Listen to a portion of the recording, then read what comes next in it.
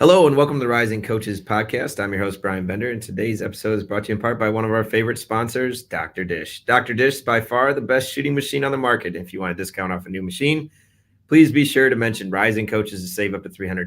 For more information, visit drdishbasketball.com or visit one of their social media platforms at Dr. Dish Beatball.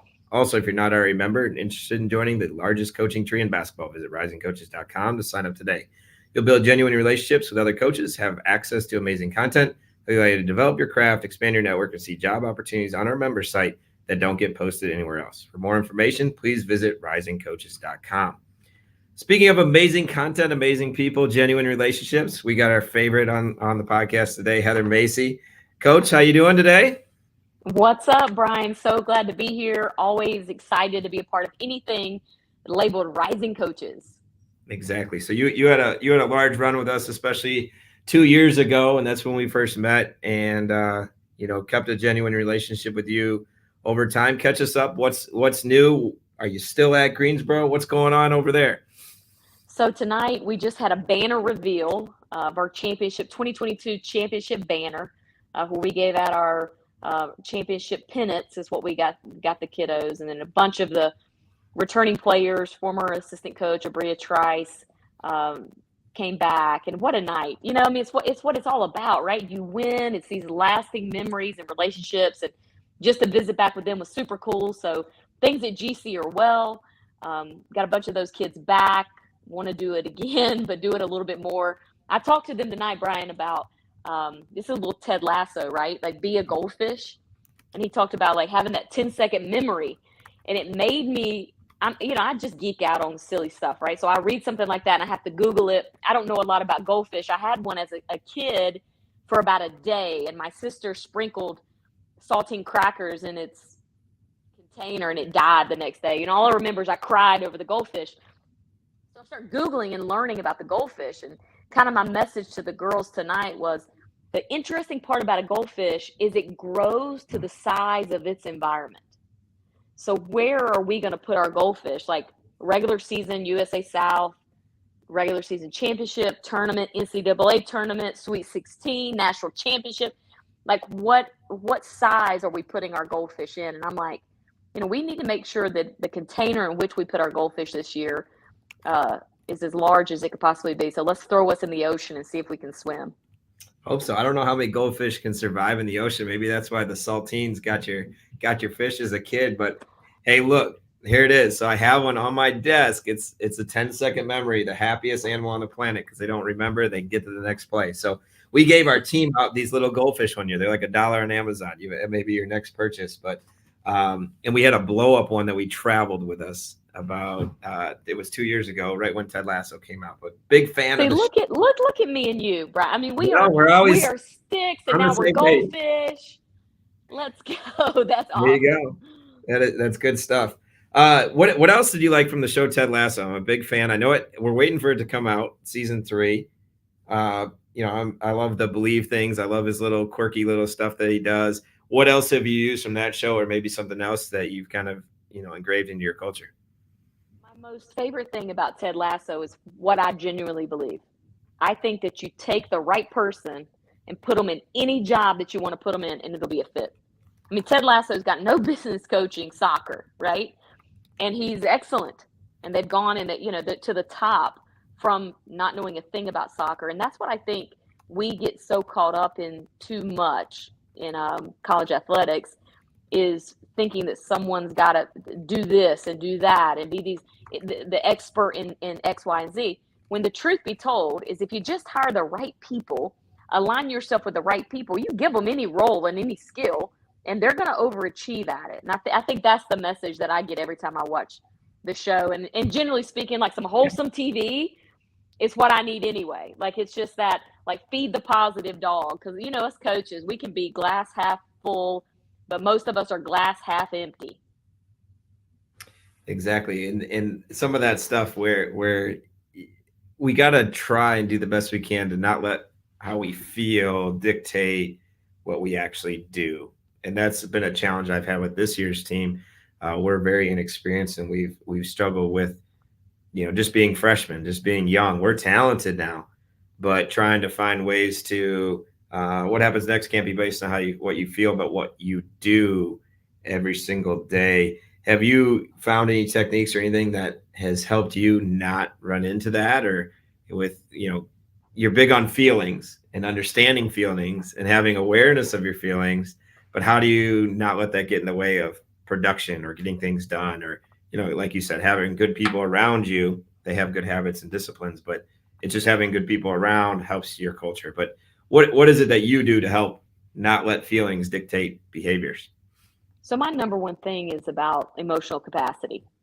And so all of my EQ training is essentially the reason I believe that we went 70 consecutive days a year ago without losing. And it's because our emotional capacity. And so we have two big trains of thoughts. The first one is elite performers leave nothing to chance ever. And number two is elite performers never recruit their own problems.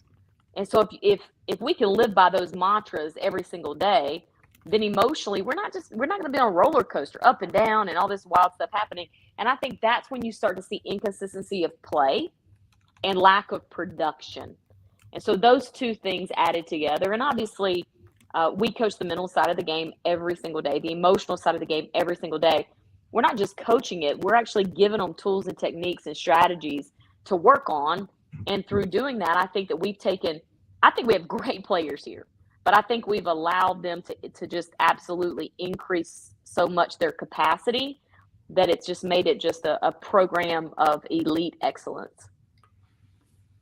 With you in your past and how you've coached and how you've transitioned and, evolved as a coach and as a leader, where do you kind of find that line of, hey, am I still being respected and am I still instilling some fear, but yet still teaching those mental sides of the game where sometimes that's perceived as not as disciplinary and not maybe a little bit nicer?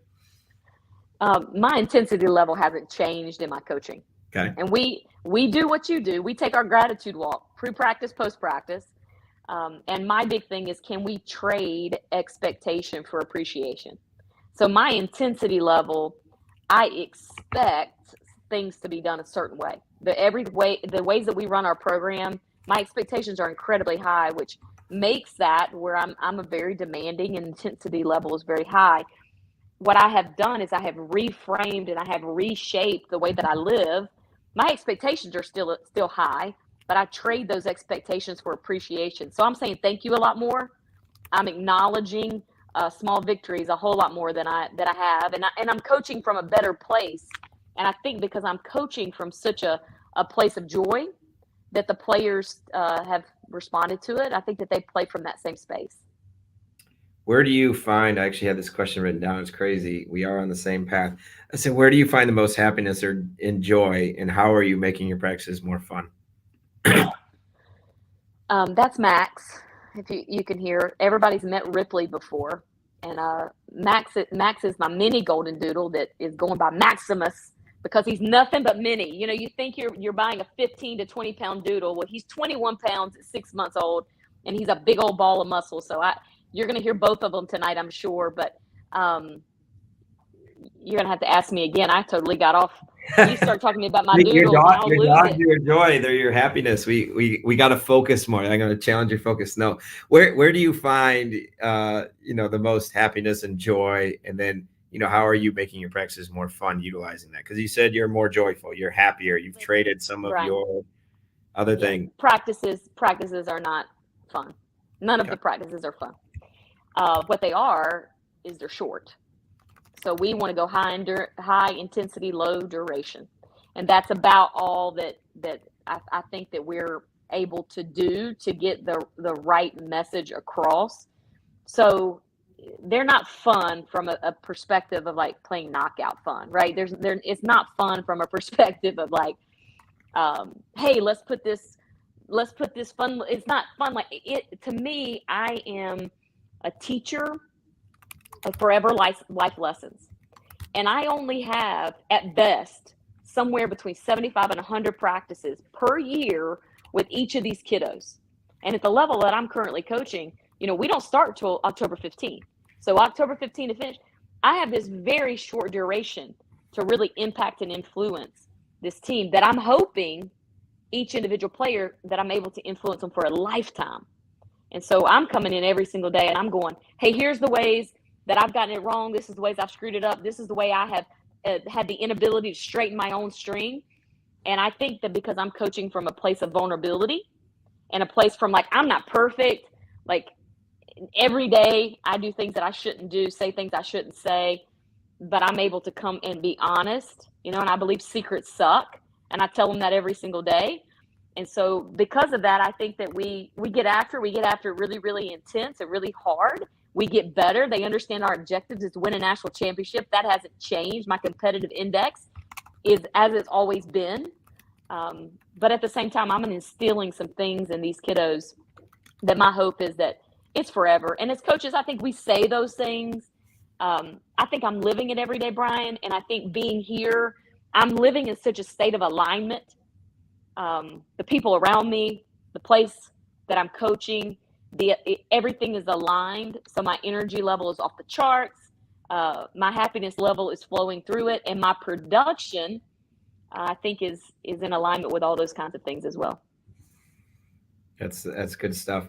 You've mentioned the word, I guess you haven't said it exactly, but standards. It's kind of how I can interpret, your different things that you talk about. How have you kept your standards so high, and what do you do when your team is not reaching those standards or living up to your expectation? We recruit as coaches our own problems. And one of the issues that we recruit is when we trade talent for our program's core values or our program standards. And so I think it starts in the recruiting process when you're outlining it. This is exactly what I expect of you. And then it's not coach speak. Like legitimately, what you say you expect it, and not inconsistently. So I believe that consistency is the truest measure of performance, and how you do anything is how you do everything. So our 3 program standards are discipline, hard work, and exceed expectations. And so every single day, I've got to live it. Our staff's got to live it. And our players can memorize it, which is the phase we're in right now. And then phase 2 is the application phase. And that's the phase that when they really start getting into the blueprint and they understand that this is not a sign on the wall.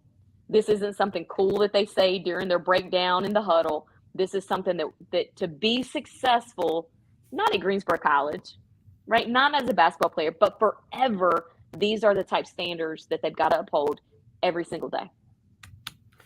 You say, hey, it's not just a sign on the wall or in your locker room. What do you have in your locker room? What is up on that wall? What do you talk about every day outside of? Is there other ways that you measure your discipline, your hard work? Achieving expectations, exceeding them, kind of goes a lot with winning. And nothing's worse than unfilled potential in my eyes. But what do you kind of grade or have up on your wall or talk about every single day? So we have a blueprint, and the blueprint is how we want to recruit the humans we want inside of our program, and then the behaviors. I believe in choices, and I believe in habits, and the choice and the habits are going to dictate the performance. So they know these things. They understand that, hey, I've got to memorize this stuff, and they understand that we have these 5 program affirmations. We have these standards and core values, and they're memorizing them, and then they learn how to apply them. But we have implemented a program that has been an absolute game changer, and we call it How to Be the Ultimate Teammate. So we meet every Tuesday, and if you've seen anything on our social media, our kids are in these T-shirts they wear every Tuesday. It's kind of the concept of like Friday night football, and the football guys all wear their jerseys on Friday nights for the game, and everybody at the high school gets all fired up about it. So on Tuesdays, we wear the T-shirts, and folks in the CAF or the professors are asking like, hey, what's up with these fluorescent T-shirts? They're not really green T-shirts. They stand out because it's a talking point for us. So our girls go, oh, this is Team Tuesday, and we're learning how to be the ultimate teammate. And so every Tuesday we run this programming, and I think that is really what's allowed it to go to where it's a player-centered program, where the players are running what we do here. I implement the program. I got them going on it, and now it's totally player-led. And every single time we have conflict or something go on, my first question is this. In that decision, were you being the ultimate teammate? And then that's what gets that conversation going, because we know that chemistry is everything when it comes to winning.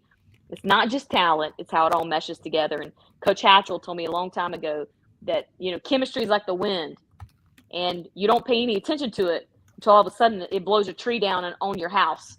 And then you're paying a lot of attention to that wind. And so for me, it's chemistry. We've got to look at it. We've got to assess it. And it's got to be things that we're working to build every single day. It's good stuff. What you say, like, hey, what else are coaches not paying attention to? What are we just not paying attention to? You talk about chemistry. You talk about being the ultimate teammate. What else have you found being things that other coaches aren't thinking about that makes you uncommon, that makes you different? It doesn't make you better than anybody else, but you're more aware of it, which gives you more power. What are some of those things that you do? I think that coaches should pay more attention to their competency. I think too many times they're not growing and getting better. I mean, I am constantly in a state of, what are you doing, Bryan? Tell me that again. Like, wait a minute, I need, or I'm talking a ton to coaches, and I'm not talking, I'm calling, and then I'm shutting up. Right. And I think that's what we don't do enough of. And so folks who have already got the t-shirt, so you've already won it at a certain level, like whoever has already won the championship that you're chasing, call them and talk to them. How'd you do that? And then listen to their responses. And, can you take one thing out of every single conversation to make your program better? I mean, I text you and said, Bryan, I've got to figure out a way to talk about humility in my latest book. Can I use what you do about PhD? Because I listen when you share that with me, and I go, that's the best way I've ever heard it described about humility. Because in my book, I talk so much about how I needed to die to my own ego to find contentment in coaching. And to do that, I had to lead with humility every single day. So I feel like every day my whole career, I've led with passion and discipline. And I haven't in my whole career led with humility. I've really stepped out, and I had a lot of arrogance and a lot of ego for a lot of my life. But when I added the humility element in it, my entire life changed. And being on a academic college campus, to be able to talk about the PhD, which is the highest level of degree that we can have here, to be able to go in that every single day with players and go, we want to earn a PhD when we're at basketball practice every day. And if you can learn to earn a PhD in life and how you live every day, then you're the real winner. Exactly. Glad you took it right out of my mouth. That's how we try and lead our program, and our core values are passion, humility, discipline. And, like you said, Pat, PhD is the highest level of education you get on or off the floor. And so we're trying to do that every single day. And some days go better than others. It's obviously a lot of ups and downs in our everyday life. But if we continue to model the way as human beings and leaders, I think is, kind of where we want to be. And, in a perfect world, it's not always what it is. I may have stolen some of this stuff from you, but like, how do you define humility? I have, immune to praise, unaffected by criticism, open to feedback, willing to take action to improve. What do you define humility as, and how do you, practice it? You talk about it. It's one thing to talk about things. How do you take action? Because life rewards action. For me, humility is deferring the credit. And so when we're talking about, oh man, you guys did this and that and this and that, and everybody wants to point to the head coach and go, well, this is why they're so good, or this is why they're so bad. I guess in the opposite scenario, right away, I'm pointing to like a great staff. I have an incredible athletic director. I'm pointing to the fact that we've got the most outstanding human beings as players on our team that I could possibly have recruited. So I think that that's one of the things, because it's really easy when you're getting praise to let it touch you, and all of a sudden you feel like that you're walking with your chest out a little bit more, and you I don't think you're as tight and as disciplined. The other piece that I would add to that is I think every single day taking my cool jacket off. I've literally thought about like getting a jacket on the back that said cool jacket. So we have these 6 steps that we walk up to get into our gym. And I have our players and our staff literally like unzip their jacket on the 6 as they're walking up 6 steps, unzip, boom, boom, drop it. And when they get onto the court, it's like cool jackets are off. So everything is like humility. There's zero ego. There's zero entitlement. So all those E's are out of our practice, and everything needs to be the lowercase h. That's how I really like point that out. Like the P is capital, the D is capital, but that H is a lowercase h, and that's what humility is to me. It doesn't make it less important, but you see yourself as a part of the larger picture. Special. I love that analogy. I always noticed that H was lowercase, but never even thought to think of it as a different way. So change my mindset there. That's good stuff. You mentioned you're in the middle of, you just finished your second book, and I know you just got an advanced copy of it, and humility is a part of your book.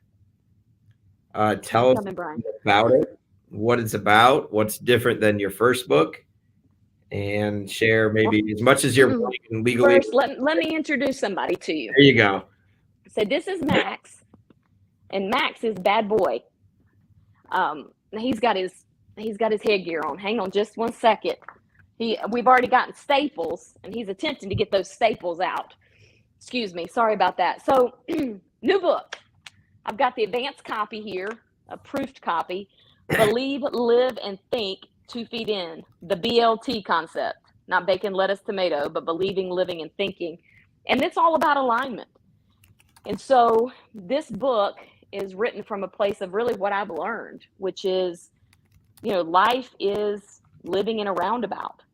And I think too many times as coaches, we are living in stop sign goals. So everything becomes, end of the year, regular season championship, or that final game that you finish. And when you do that, it just feels like it stops, right? And so many coaches, we get sick, and we don't do as well at the end of the year because it's such a sudden stop.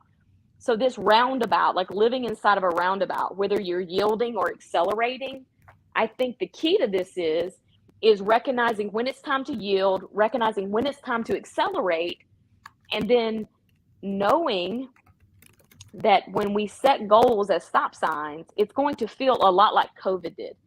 Do you remember, like, in COVID, we were rocking and ready, and then all of a sudden you would get quarantined for 14 days. And then you would go from 60 to 0. And then all of a sudden you're out of quarantine and you're expected to go 60 again. Well, I felt out of whack. Like it was like, go, stop, go, stop, go, stop, go, stop, go. So this book is about like life's roundabouts and how to combat some of those exits that we tend to take on roundabouts. Because sometimes we take these exits and we talk about the 4 exits that we could take when you go on a roundabout, and we take sometimes the wrong exits. Like we take the money exit. Sometimes we take the perceived success exit. And so in this book, it's a story. And so there's characters, and it tells the lessons of what happens inside of a roundabout, and sometimes when we take the wrong exits. What is your favorite story within the story? Well, I'm going to be quite honest with you. I collaborated with this book with John Panenzi, and we have a 20-year relationship. And he was our manager when I was an assistant coach at LR. And that's how long we have been friends. And we reconnected this season, and he came and hung out with us at GC and came and watched our team and started following it. And we'd always stayed in touch, but never as consistently as what we did. And so we were able to work together on this book. So it just felt like to be honest with you, like a calling that I said I would never write a second book after I wrote the first one. It was one of the most difficult things I'd ever done. So I will tell you, be careful what you say you're never going to do. And he and I started talking and brainstorming and kind of going back and forth. And I said, all right, here we go. Let's do it again. Because I think that this is a message that people need. And I think it's going to help a lot of people. It's written really simple. That's what I am. I like to do it simple so everybody can understand it, take something from it. And he's gifted. And so his ability to put the story spin on it, I think it's creative. I think it teaches a great life lesson. And I hope it helps a lot of people. Awesome. Where can we find the book? When can we purchase the book? What happens next if we're listening and we want the book? Go to feedin.com is our new website. We're on a 10-day countdown now, and it'll be live on Amazon, but you can order it directly through the book. I think it's going to be great for teams. So through the website, I'm going to offer a team discount for coaches who want to buy it for their teams. And I'm just real proud of the project. It was such a collaboration. It took a lot of people to pull it off, but my hope is that when people read it, they go, gosh, no wonder, like I'm just needed to yield a little bit inside this roundabout, or like we're in right now in the middle, getting ready to rock and roll. It's time to accelerate. There's no time to yield. And the recognizing when to, when not. And you and I, last time we talked on the podcast, I talked about some of the life changes I had made. And so I addressed some of those things in the book about that's part of learning to yield and accelerate, is taking care of ourselves as coaches. We don't do it enough. We've got to focus on it, because our self-care, it allows us to pour into the players and pour into our staff and pour into our universities even more. And I think that that's when we're going to experience even better success. That's good. Yeah, you got to first love yourself. Rule number one, never make yourself number two. And I'm a victim of it. We emphasize it in our business and our profession, and not just ours, but I'm sure a lot of them, where we're, engraved in what we have to do. And sometimes we neglect ourselves trying to make a living. Like you said, those different yield or stop signs that you may approach and take a different route than you probably wanted to, and against your core values and such. But I'm glad you're in a better state. I'm excited to read the book when you get it out there in 10 days. And really, really excited to see what it's all about, and see what we can learn from the book and learn from other people, like we kind of talked about previously. And really, really excited just to read it, see what it's all about. Well, the number one thing we've got to remember is, as coaches, be careful saying what you'll never do. If you learned anything from this, I said, I will never write another book. It's the hardest thing I've ever done. And we went down that path, and you know what? We had a blast doing it. Sometimes it's all about perspective. And so the perspective that I have right now, just generally as a human being, is so different than I had in 2019 when the last book was released. And so I think that it comes through in this book. And, we wanted to entitle it, It's a Love Story, because I think that that's what it is. I think that's what we do every single day as coaches. But we went with the Believe, Live, and Think 2 Feet In, and just reminding all the coaches or professionals who are reading the book, and really just generally like parents, understanding that you have to have alignment. You have to believe it, you have to live it, and you have to think it every single day for that true level of happiness, and what we're using the word contentment, to find contentment. There you go. Maybe that'll be book number 3. You can't say never. That'll maybe be your title of your third book. Oh, who knows? Let's not get crazy now. 2 sounds like a great number to me. It does. Two steps, 2 feet in, 2 books. That might be the cutoff for you. Any other questions that we should have asked you that I haven't, or anything else you'd like to talk about? I always love being on with you guys, and I hope that everybody will stay in touch. Check out the book. Leave a review on Amazon, as always. And if I can do anything for all of the Rising Coaches members, please don't hesitate to call, reach out. Our practices are open.